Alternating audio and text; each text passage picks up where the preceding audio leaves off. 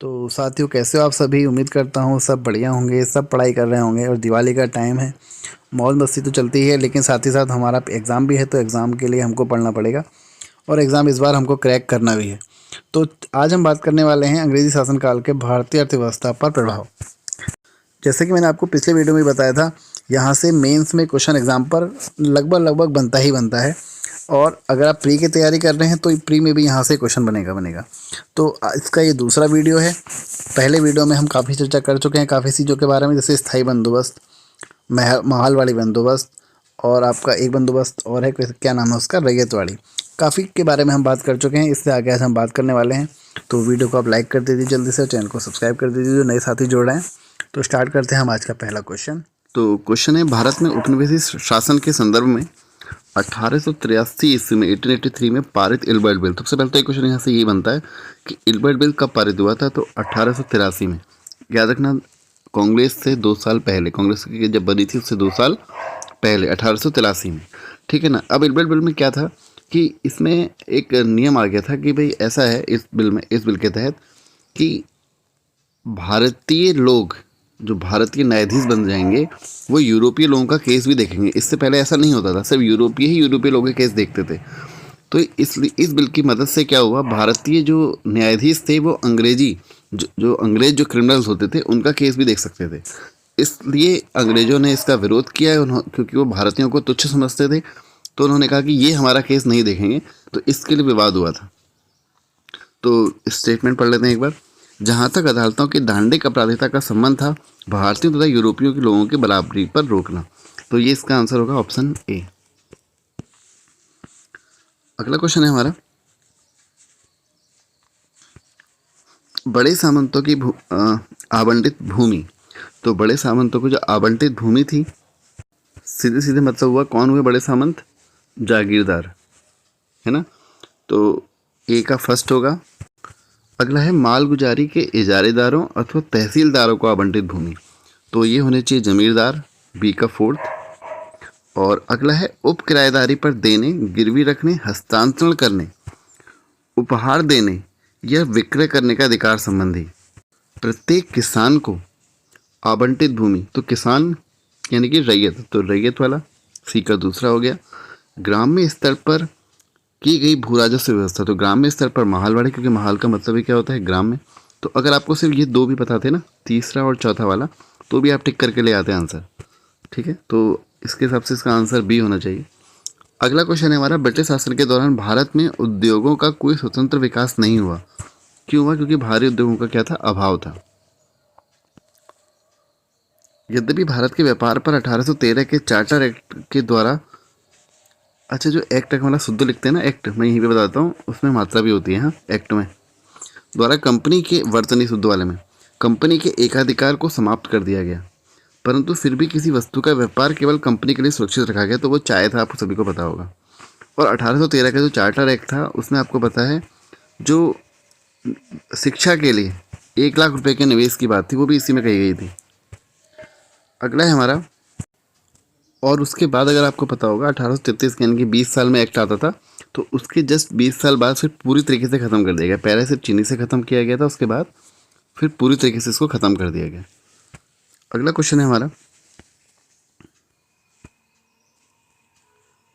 स्थाई बंदोबस्त जो कब आया था? 1793 में आया था। किसने शुरू किया था? कार्निवालों से शुरू किया था, ठीक है ना। कहाँ कहाँ शुरू हुआ था? बंगाल, बिहार, उड़ीसा और मद्रास और यूपी और कर्नाटक में, ठीक है ना। कितने परसेंट क्षेत्रफल पर था? 19% क्षेत्रफल पर था।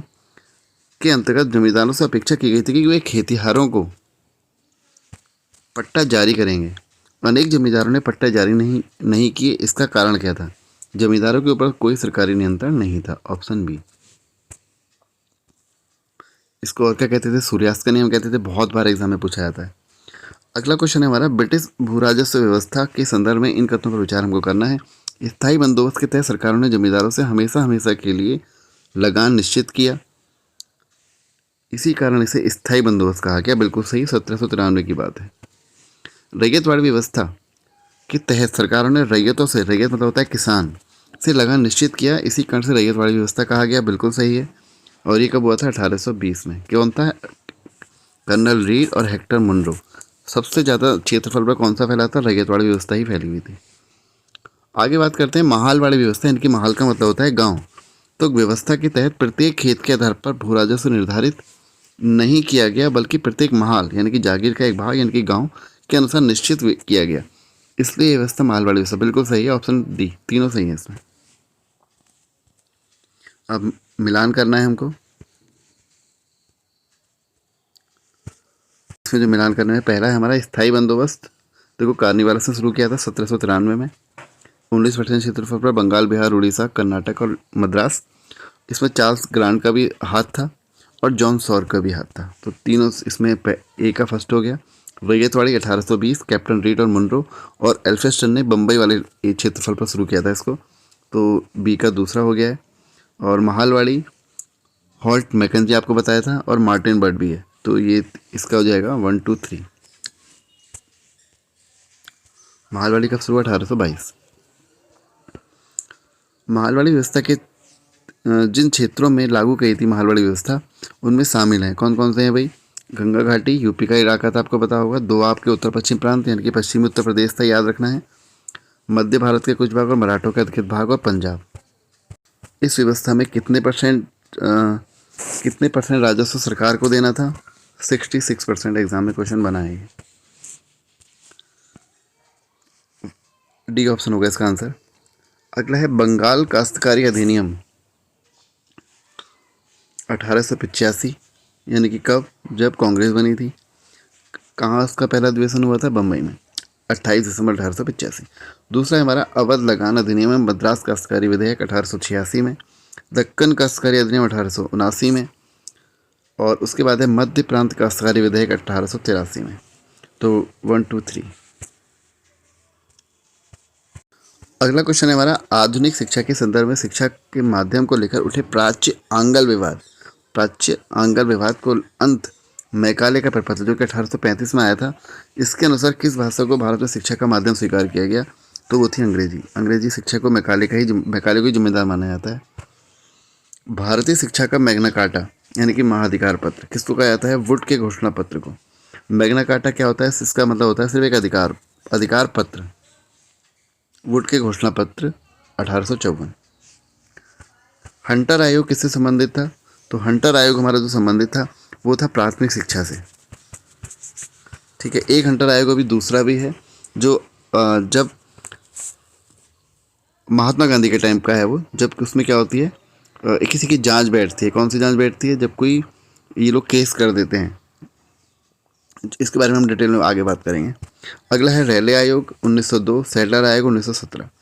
ये सब आपके शिक्षा से ही संबंधित है।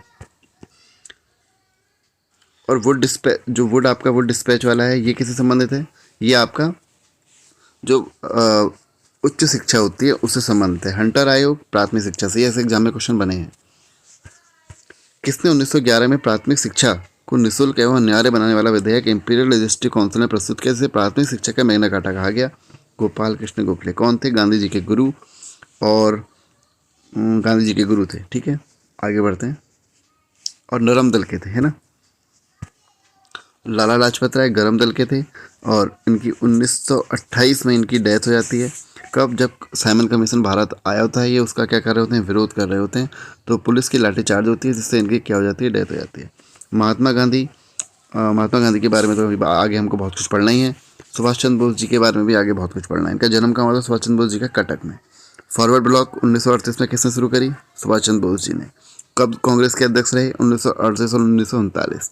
त्रिपुरी अधिवेशन किससे संबंधित है? सुभाष चंद्र बोस से ही संबंधित है। अगला है शिक्षा से संबंधित आयोग की पहचान करें।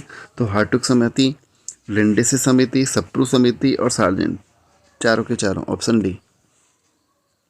किस सिद्धांत का यह अर्थ था कि शिक्षा समाज के उच्च वर्गों को दी जाए और इस वर्ग से छन्न कर शिक्षा का प्रभाव जन साधारण तक पहुंचे? इसको फिल्ट्रेशन थ्योरी कहा गया है। ठीक है ना, डाउनवर्ड फिल्ट्रेशन थ्योरी। मतलब आप ये समझ लो, ऊपर अगर ये छन्नी रखी है, इसके ऊपर शिक्षा को रख दो और ये नीचे जनता तक धीरे धीरे करके पहुंच जाएगी। ये इसका विचार था। ठीक है, अजीब टाइप की थ्योरी थी, थोड़ा क्या बहुत। तो आज की वीडियो में इतना ही बात करते हैं। वीडियो को लाइक कर दीजिए, चैनल को सब्सक्राइब कर दीजिए। जो नए साथी जुड़ रहे हैं हमारे साथ, तो मिलते हैं अगले वीडियो में। Thank you.